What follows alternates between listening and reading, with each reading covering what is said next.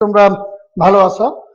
গত দুটি ক্লাস কিন্তু আমরা 16.1, 16.2 এবং 16.3 এর উপর নিয়েছিলাম। তারই ধারাবাহিকতা আজকে আমরা 16.3 নিয়ে আলোচনা করব। 16.3 এবং 2, 16.3 এবং 2 এরই ধারাবাহিকতা আমরা দুটি এখানে অঙ্ক লিখে রেখেছি। সেই দুটি অঙ্কই কিন্তু আজকে আমরা সমাধান করব। 1 নম্বর অঙ্কে লেখা আছে একটি আয়তক্ষেত্রের ঘরের দৈর্ঘ্য প্রস্থের 3/2 গুণ, অর্থাৎ একটি আয়তকার ক্ষেত্রের যে ঘর আছে সেই ঘরের দৈর্ঘ্য হচ্ছে প্রস্থের 3/2 গুণ। আর এর এই যে আয়তক্ষেত্র, এই আয়তকার ক্ষেত্রের ক্ষেত্রফল 384 বর্গ মিটার হলে পরিসীমা ও কর্ণের দৈর্ঘ্য নির্ণয় করো। তো তোমরা জানো যে একটি আয়তাকার ক্ষেত্রের পরিসীমা কিন্তু 2 ইন্টু দৈর্ঘ্য যোগ প্রস্থ। আমরা এখান থেকে দৈর্ঘ্য আর প্রস্থ বের করে তারপরে আমরা পরিসীমাটা বের করব। এবং কর্ণের দৈর্ঘ্য, এটাও জানো যে একটি আয়তাকার ক্ষেত্রের কর্ণের দৈর্ঘ্যের সূত্রটা কি। কাজেই চলো আমরা এখন 1 নম্বরটা সমাধান করি। তো 1 নম্বরে যেহেতু একটি আয়তাকার ক্ষেত্রের গড়ের দৈর্ঘ্য প্রস্থের এত গুণ, তো আমরা প্রস্থটা ধরে নেই। ধরি আয়তক্ষেত্রের আয়তক্ষেত্রের প্রস্থ সমান x মিটার। আমরা একটি আয়তক্ষেত্রের প্রস্থ x মিটার ধরে নিলাম। তাহলে অতএব দৈর্ঘ্যটা কি হবে?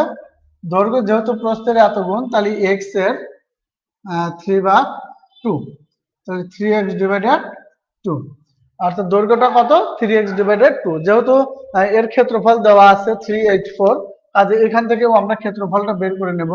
অতএব আয়তক্ষেত্রের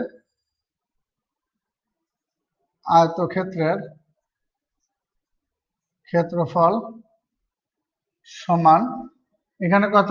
দৈর্ঘ্য গুণন প্রস্থ 3x ডিভাইডেড 2 গুণন x বর্গ মিটার। যেহেতু ক্ষেত্রফল এটা বর্গ মিটার আসবে, তাহলে 3x স্কয়ার ডিভাইডেড 2 বর্গ মিটার। তাহলে এই হলো আমাদের ক্ষেত্রফল ছিল আয়তাকার ক্ষেত্রের ক্ষেত্রফল। যেহেতু এখানে একটা ক্ষেত্রফল দেওয়া আছে 384, তাহলে ওই ক্ষেত্রফল সমান এই ক্ষেত্রফল আমরা লিখতে পারি। তাহলে প্রশ্ন মতে 3x স্কয়ার ডিভাইডেড 2 ইকুয়াল 384। তাহলে দেখো এখানে আমরা যদি আর গুণন ব্যবহার করি, অর্থাৎ আর গুণন লব হর গুণ হয়, তাহলে এখানে আমরা লিখতে পারি 3x স্কয়ার সমান, এটাকে আমরা যদি 2 দ্বারা গুণ করি, তাহলে দেখো 4 দুগুণে 8, 8 দুগুণে 16, 3 দুগুণে 6 আর 1 7, অর্থাৎ 768 আমরা 2 দ্বারা গুণ করে পেলাম।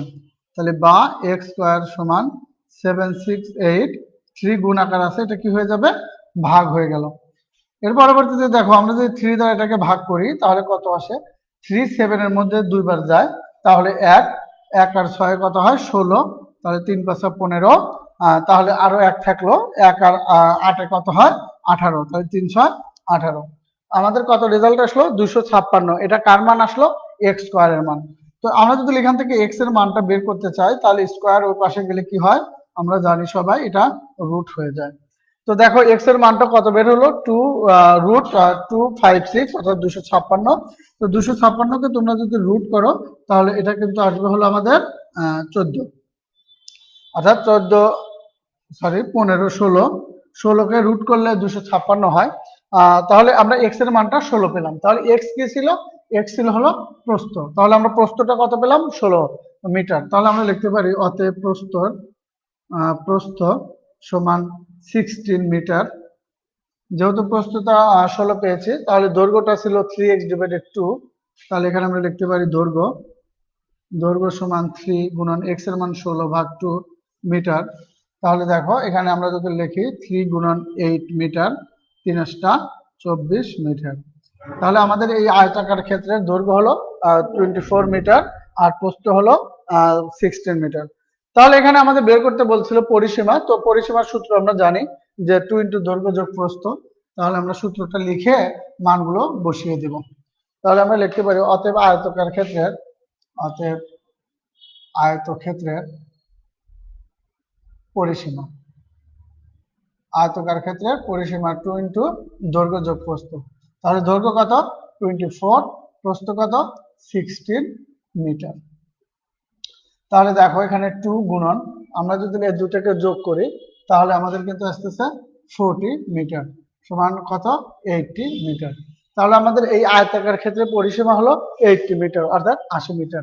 পাশাপাশি এখানে আরেকটা প্রশ্ন করা হয়েছে কর্ণের দৈর্ঘ্য কত। তাহলে আমরা লিখতে পারি আবার আয়তক্ষেত্রের কর্ণের দৈর্ঘ্য সমান রুট ওভার, এটার আয়তাকার ক্ষেত্রে কর্ণের দৈর্ঘ্যের সূত্র আমরা জানি যে রুট ওভার দৈর্ঘ্য স্কয়ার যোগ প্রস্থ স্কয়ার। তাহলে দৈর্ঘ্য কত 24 স্কয়ার যোগ 16 স্কয়ার। তো দেখো রুট ওভার এটাকে যদি আমরা রুট করে লিখি তাহলে আমাদের টোটাল কত আসে 832। তো 832 কে আমরা যদি রুট করি তাহলে আমাদের আসে 28.84 মিটার। যেহেতু এটা কর্ণের দৈর্ঘ্য তাহলে এটা মিটারে আসবে। যেহেতু আমাদের এখানে পরিসীমা এবং কর্ণের দৈর্ঘ্য নির্ণয় করতে বলা হয়েছিল, তাহলে আয়তকার ক্ষেত্রে পরিসীমা আমরা কত পেলাম 80 মিটার এবং কর্ণের দৈর্ঘ্য পেলাম 28.84 মিটার। আমরা কিন্তু দুইটাই সমাধান করে ফেললাম। তো এবার দেখো আমরা যদি 2 নাম্বারটা সমাধান করি, একটি আয়তকার ক্ষেত্রের ক্ষেত্রফল 200 বর্গমিটার 2000 বর্গমিটার, অর্থাৎ একটি আয়তকার ক্ষেত্রের ক্ষেত্রফল কত দেওয়া আছে 2000 বর্গ মিটার। তো পাশাপাশি আরো বলছে যদি এর দৈর্ঘ্য 10 মিটার কম হতো তবে এটি বর্গক্ষেত্র হবে। অর্থাৎ দৈর্ঘ্য থেকে যদি আমরা 10 বাদ দেই তাহলে সেটা প্রস্থের সমান হবে। যেহেতু দৈর্ঘ্য আর প্রস্থ সমান হলেই তবে কি হয়, তবেই বর্গক্ষেত্র হয়। সেক্ষেত্রে আয়তক্ষেত্র দৈর্ঘ্য ও প্রস্থ নির্ণয় করো। তাহলে আমরা লিখতে পারি ধরি আয়তক্ষেত্রের দৈর্ঘ্য সমান x মিটার, আয়তকার ক্ষেত্রের প্রস্থ সমান y মিটার। তো আমরা আয়তকার ক্ষেত্রের দৈর্ঘ্য আর প্রস্থ ধরে নিলাম। তাহলে অতএব ক্ষেত্রফলটা কি আসবে, ক্ষেত্রফল সমান xy বর্গ মিটার, অর্থাৎ ক্ষেত্রফল আসলো xy বর্গ মিটার। তো দেখো এখানে xy একটা ক্ষেত্রফল, আবার এখানে আমাদের ক্ষেত্রফল কত দিয়েছে 2000 বর্গ মিটার। তাহলে আমরা লিখতে পারি প্রশ্ন মতে xy সমান 2000। এটা 1 নম্বর সমীকরণ দিলাম। তো এরই প্রেক্ষিতে দেখো আরেকটা এখানে কথা বলা আছে যে যদি এর দৈর্ঘ্য 10 মিটার কম হতো তবে এটি বর্গক্ষেত্র হতো। তাহলে আমরা আবার লিখতে পারি যে আবার, তো এখানে আমাদের দৈর্ঘ্যটা কত, দৈর্ঘ্যটা হচ্ছে হলো x। তাহলে x থেকে যদি আমি 10 বাদ দিই তাহলে সেটা বর্গক্ষেত্র হবে। তাহলে বর্গক্ষেত্র তখনই হয় যখন দৈর্ঘ্য আর প্রস্থ কি হয় সমান হয়। তাহলে দৈর্ঘ্য থেকে আমি 10 মিটার কম বাদ দিলে এটা আমার প্রস্থের সমান হবে। যদি দৈর্ঘ্য প্রস্থ সমান হয় তবেই কিন্তু সেটা আমাদের আয়তক্ষেত্র হয়ে থাকে। তাহলে এখানে দেখো এটা 2 নম্বর সমীকরণ দিলাম। তো আমি y এর মান যদি 1 নং সমীকরণে বসাই তাহলে আমরা লিখতে পারি যে y এর মান 1 নং সমীকরণে বসাই, y এর মান 1 নং সমীকরণে বসাই। তাহলে এখানে দেখো x ইন্টু y এর মান x মাইনাস 10 ইকুয়াল টু 1000।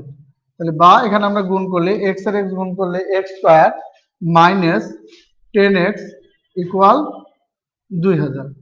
তো বা x square minus 10x minus 2000 equal 0। তো এখানে খেয়াল করো যে আমাদের কিন্তু মিডল টার্ম এমন দুটি সংখ্যা নিতে হবে যাদের গুণফল হলো 2000 এবং বিয়োগফল হলো কত 10।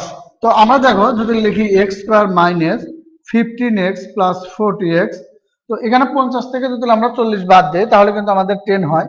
এবং এটা আর এটা যদি আমি গুণ করি দেখো এই 2 শূন্য 2 শূন্য 4 5 20 2000, আর এর পাশে আমার কত মাইনাস 2000 ইকুয়াল 0। তো এখান থেকে যদি আমি x কমন নেই তাহলে x মাইনাস 50 প্লাস 40 যদি কমন নেই x মাইনাস এখানেও 50 তাহলে ইকুয়াল 0। আমি উভয় পাশ থেকে x মাইনাস 50টা কমন নিলাম তাহলে x প্লাস 40 ইকুয়াল 0। তাহলে এখানে আমরা হয় দিয়ে যদি লিখি যে হয় x মাইনাস 50 ইকুয়াল 0, অতএব x এর মান কত 50, অথবা আর একটা আছে x প্লাস 40 ইকুয়াল 0, অতএব x মাইনাস 40। এটা কিন্তু গ্রহণযোগ্য নয় কারণ এটা আমাদের নেগেটিভ মান চলে আসে। তাহলে এটা লিখতে পারি গ্রহণযোগ্য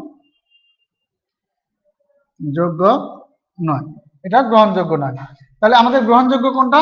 এক্স ইকুয়াল 50, আর এক্সটা কি ছিল আমাদের? দৈর্ঘ্য ছিল। তো আমি যদি এক্স এর মান 2 নং সমীকরণে বসাই তাহলে কিন্তু আমি ওয়াই এর মান পাবো। তাহলে আমি লিখি যে এক্স এর মান 2 নং সমীকরণে বসাই। 2 নং সমীকরণে ছিল এটা, তাহলে এক্স এর মান আমি বসাবো 50 মাইনাস 10 ইকুয়াল ওয়াই, তাহলে বা 40 ইকুয়াল ওয়াই, অতএব ওয়াই সমান 40। তো দেখো আমাদের এখানে বলাই ছিল আয়তাকার ক্ষেত্রে দৈর্ঘ্য আর প্রস্থ নির্ণয় করো। তো যেহেতু আমরা আয়তাকার ক্ষেত্রে দৈর্ঘ্যটা এক্স ধরেছিলাম আর প্রস্থটা ওয়াই ধরেছিলাম, এখানে এক্স এর মান 50, ওয়াই এর মান 40, তাহলে এখানে দৈর্ঘ্য কত? দৈর্ঘ্য 50। তাহলে আমরা লিখতে পারি অতএব আয়ত ক্ষেত্রের দৈর্ঘ্য সমান 50 মিটার, আয়তকের ক্ষেত্রের প্রস্থ সমান 40 মিটার। এটাই কিন্তু আমাদের কাঙ্ক্ষিত অ্যান্সার। তো আশা করি অঙ্কটা বুঝতে পেরেছো। তো এর ধারাবাহিকতায় আমরা আগামীকালও অর্থাৎ আগামী দিন থেকেও আমরা 16.4 এর অঙ্কগুলো করব। তো এ পর্যন্ত সবাইকে ভালো থাকো, সুস্থ থাকো, আর অঙ্কগুলো অবশ্যই করবে এই প্রত্যাশায় আজকের মতো ক্লাস শেষ করছি। আসসালামু আলাইকুম।